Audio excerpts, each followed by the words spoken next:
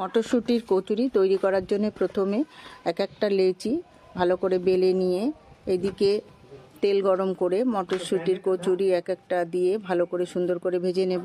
তার আগে মটরশুঁটির পুর তৈরি করার জন্য মটরশুঁটিটাকে আমি গ্রাইন্ডারে বেটে নিয়েছি। বেটে নিয়ে কড়াতে সামান্য তেল আর একটু কালো জিরে আর হিং ফোড়ন দিয়ে পুরটাকে তৈরি করে নিয়েছি। সামান্য একটু ছাতু দিয়েছি যাতে ইয়েটা ভালো হয় আর কি, বাইন্ডিংটা ভালো করে নিয়ে এবার এক একটা এদিকে ময়দাটাকে ভালো করে মেখে নিয়েছি। একটু সাদা তেল, চিনি আর লবণ দিয়ে মেখে নিয়ে তার মধ্যে লেচি কেটে পুর ভরে নিয়েছি। পুর ভরে এক একটা করে বেলে এরকমভাবে মটরশুঁটির কচুরি তৈরি করে নিয়েছি।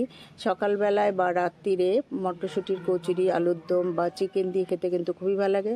আপনার কারা কারা পছন্দ করেন এইভাবে মটরশুঁটির কচুরি তৈরি করে খাবেন।